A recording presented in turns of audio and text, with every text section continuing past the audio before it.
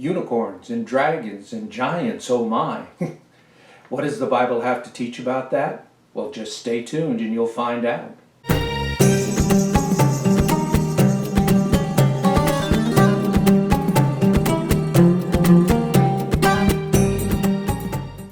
Welcome back to I Didn't Know That Was in the Bible. And today's episode we will be looking at unicorns, dragons, and giants, and the truth is revealed by the Bible. Now, many years ago I had a cousin who came to me and said that she believed in unicorns. And the reason why she did is she said that she found it in the Bible. Well, the truth of the matter is sometimes interpretation of certain passages leads you to believe something that isn't really there. And so what I'd like to do is sort of separate the myth from the reality in this particular lesson. So I thought first of all, appropriately, we would go ahead and take a look at the unicorns. And in doing so, what I'd like to do is take a look at the King James Version. Now, one of the things is over time, some of the translators finally got it right. And so they gave the proper translation. But if you go to the Old English in the King James Version, you will find that it still exists. So what we're going to do is take a look at Psalms 92:10.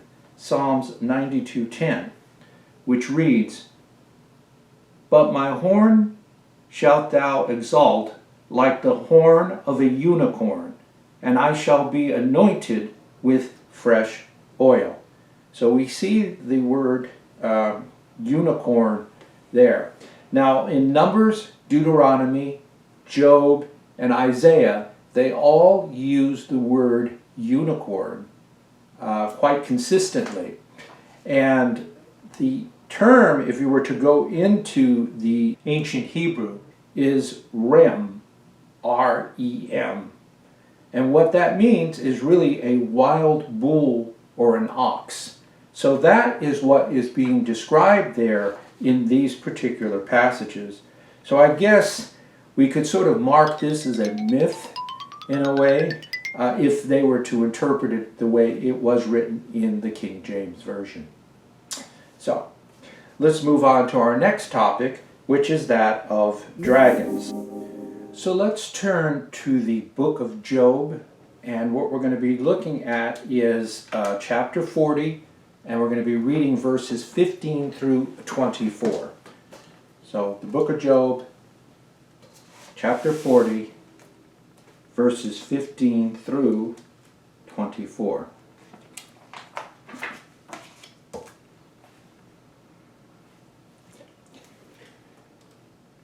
"Look at the behemoth, which I made along with you, and which feeds on grass like an ox." And behemoth, if you were to take the word in Hebrew, means beast per excellence. Verse 16, "What strength he has in his loins, what power in the muscles of his belly. His tail sways like a cedar, the sinews of his thighs are close knit." Now, a cedar is a very thick trunked tree. So we're looking at something whose loins are very powerful. He has great strength in it, and he has a tail like the trunk of a great cedar tree. And if you know anything about cedar trees, you know that they have a very thick circumference. So this was a very powerful tail. Verse 18, "His bones are tubes of bronze, his limbs like rods of iron. He ranks first among the works of God, yet his maker can he approach him with his sword." Verse 20, "The hills bring him their produce, and the wild animal play nearby." 21, "Under the lotus plants he lies, hidden among the reeds in the marsh." 22, "The lotuses conceal him in their shadow, the poplars by the streams surround him. When the river rages, he is not alarmed. He is secure through the Jordan, should surge against his mouth." Verse 24, "Can anyone capture him by the eyes or trap him and pierce his nose. So as you can see, that's a very interesting description, and it could describe what I think is a dinosaur, a brontosaurus, for example. Those, of course, who are grounded, they think that it could be either a hippopotamus or an elephant. But if you look at the description, certainly neither one of those animals have a thick tail as described. In fact, they're very small, very thin little tails. One could say an alligator, or a crocodile, but there again, the description of it seems to indicate something that is more enormous. And of course, when it comes to dragons, fire-breathing dragons, well, that I think we could sort of eliminate and consider that a myth. But if you had listened to my video that I did on, when the soul was created, I had mentioned the fact that there was a world there was a world that was before this one. There was a first earth age and a first heaven age, and this was the era of course, the dinosaurs. And we have the geological records, as well as we have bones that you see in museums and fossil records that all indicate that these animals had roamed during a very, very long period of time ago. So, at least it's of my opinion at this point that they're probably describing, or in this in these passages of Job, would be what they would describe as a brontosaurus. Again, they are not meat eaters, they are vegetarians, and so I think this sort of all fits. Okay, so let's move on to our next topic, which is giants, and I'm going to go into a little bit more detail on that one and explain as we go along. I thought we'd go ahead and take a look at our first set of passages. Actually, it's only one passage, which is in the book of Genesis, and we're going to be looking at chapter 6, verse 4. So, NEPHILLIM were on the earth in those days, and also afterward, when the sons of God went to the daughters of men and had children by them. They were the heroes of old, men of renown. Now this needs a little bit of explanation. For one thing, the NEPHILLIM are the fallen angels, And so when they saw the daughters of Adam, part of the human race, they found them attractive, and so mated with them. And from them came what was referred to as the GIBBOR, and these were these men of renown. They were actually half human and half God, according to the description. Now, when you look at mythology, for example, and you look at the either Greek or Roman mythology, a lot of these so-called gods, and I use it with a small g, they were either of Zeus and of woman. They were usually hybrids. And so this is what we are being described here, that these were hybrids, that these GIBBOR that came along, and these were giants. And they also had, as you'll see later on, they had certain features, like for example having a sixth finger. They were abnormal in certain ways as well too. So, okay. So, and then they made actually what seems like two influx. One of them, of course, is where in the very beginning in Genesis, and then as we'll see that they were done away with during the flood of Noah.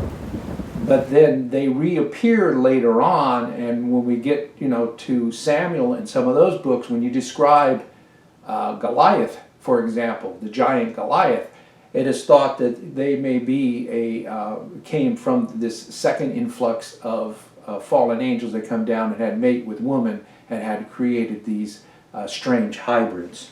Okay, so let's go to our next reference, which is going to be in Numbers.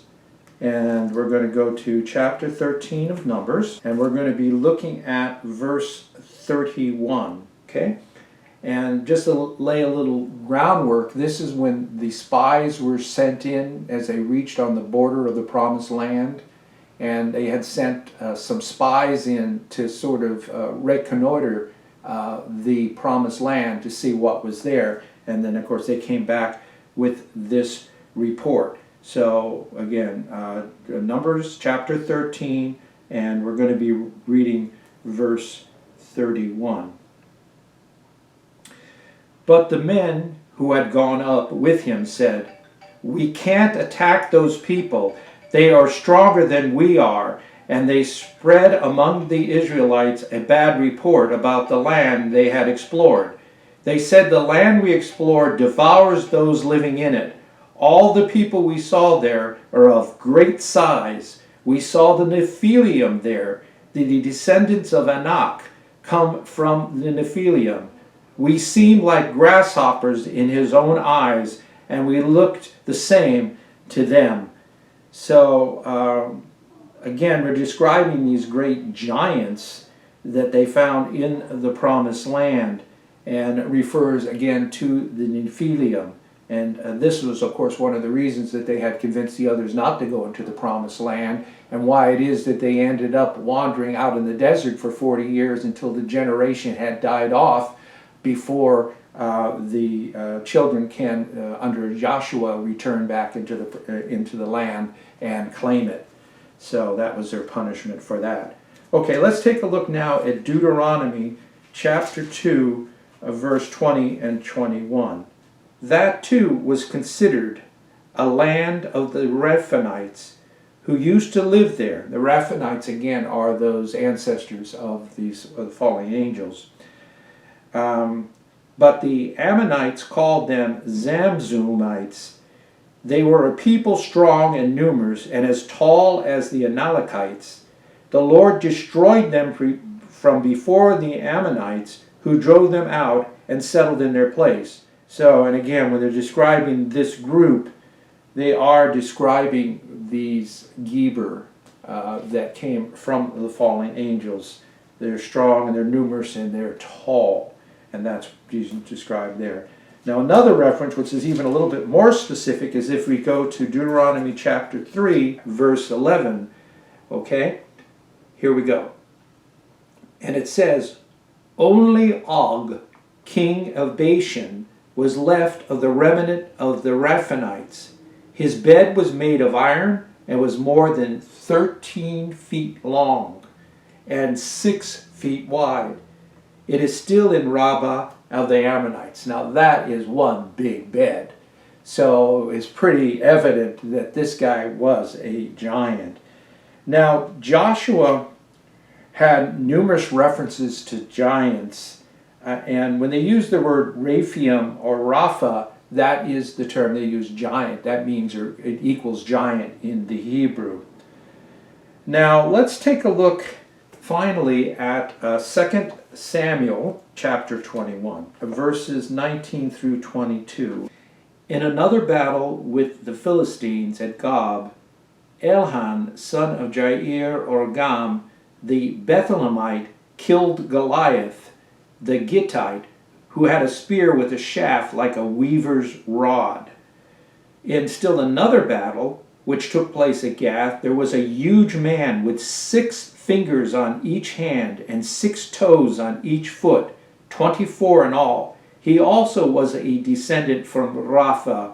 When he taunted Israel, Jonathan, son of Shema, David's brother, killed him." So I don't want you to get confused.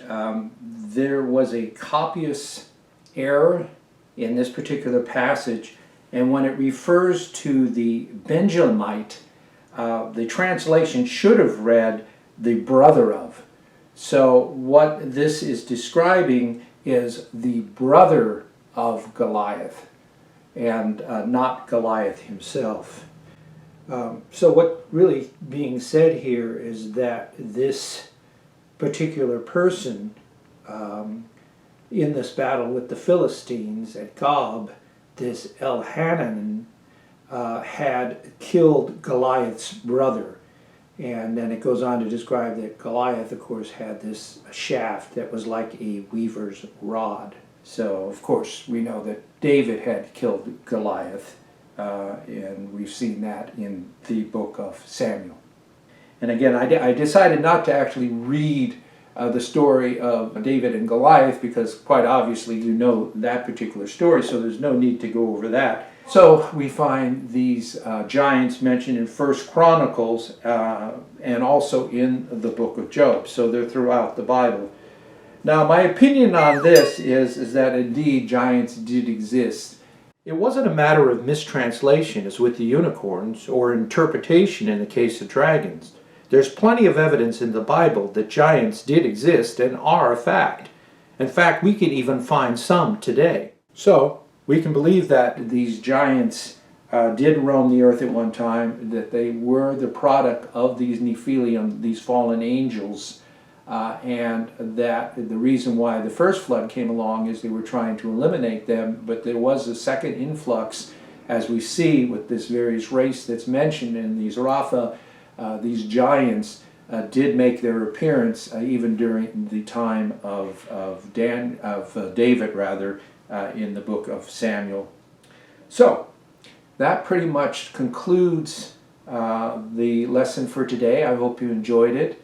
Once again, I ask that if you can, please give a thumbs up to let me know that you're enjoying some of the lessons that I'm presenting. Also, I would really love it if you could subscribe and hit that notification bell. Subscription really tells me that the effort that I'm making is certainly worth it, and that I do have an audience out there that are enjoying these lessons. So again, have a wonderful day. God bless you, and thank you once again.